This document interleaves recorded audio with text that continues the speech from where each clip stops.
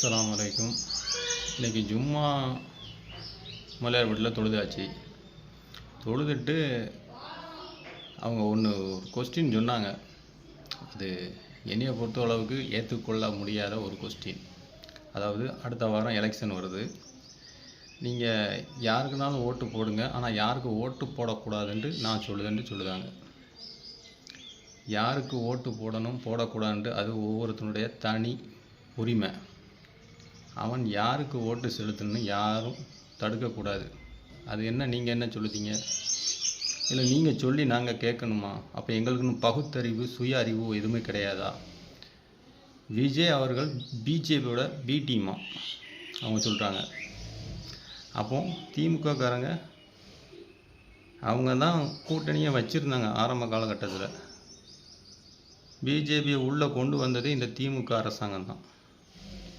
விஜய் அவருடைய முதல் மாநாட்டிலே அழகாக தெளிவாக சொல்லிட்டார், என்னுடைய கொள்கை எதிரி, இவங்களோட நான் மறைமுகமாகவோ நேரடியாகவோ கூட்டணி வைக்க மாட்டேன். ஆதவ அர்ஜுனா குரான் மேலே சத்தியம் பண்ணிட்டார். இனிமேல் உங்களுக்கு நாங்கள் எப்படி நிரூபிப்பாங்க? நெஞ்சை பிளந்து அந்த அன்னைக்கு நிரூபிக்க தான் முடியுமா? இல்லை அப்படி கூட நீங்கள் ஏற்றிக்கிட்டீங்களான்னு எனக்கு சந்தேகமாக தான் இருக்குது. என்ன பிரச்சனை உங்களுக்கு? என்ன பிரச்சனை? அவர் என்ன செஞ்சிட்டாரு? படத்தில் ஒரு காட்சி, அது டைரக்டர் சொன்னால் அவங்க நடிக்க வேண்டிய கடமை, நடிச்சிட்டாங்க. பிஜேபியோட அவர் கூட்டணி வச்சுருந்தான்னு நீங்கள் நிரூபிச்சிட்டிங்கன்னா நிரூபிங்க, என்ன கூட்டணின்னு சொல்லி நிரூபிச்சுட்டு அப்புறம் சொல்லுங்கள். இல்லை காலங்காலமாக நீங்கள் சொல்லுவதை தான் நாங்கள் கேட்டு அதன்படி நடக்கணும்னு என்ன குரானில் எழுதப்பட்டிருக்கிறா? இல்லை உங்களுக்கு தான் அல்லாஹ் பகுத்தறிவு சிந்தனைகள் கொடுத்துருக்காங்களா? நீங்கள் அடிமையாக இருங்க, அதுக்காண்டி எங்களை அடிமையாக இருக்குன்னு சொல்லக்கூடிய அதிகாரம் உங்கள்கிட்ட இல்லை. இது நாள் வரைக்கும் கேட்டுக்கிட்டா இருந்தாங்க மக்கள், இனிமேல் அப்படி இல்லை.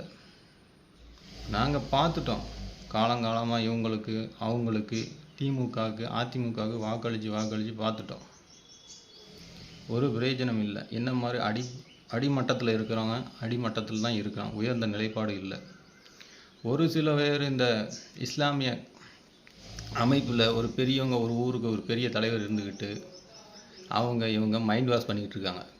விஜய் பிஜேபியோட பி டீம், அவர் இஸ்லாமியர்கள தீவிர சினிமாவில் காட்டிட்டார். ஆனால் அவங்க வீட்டுக்குள்ளேயே சொல்ல தான் செய்தாங்க. அவங்க பெண்கள் சொல்லுதாங்க, அவங்களுடைய குழந்தைகள் சொன்னாங்க விஜய்க்கு ஓட்டு போட. அந்த ஒரு கடுப்புனால தான் ஜும்மா தொழுகைக்கு அப்புறம் இப்படி ஒரு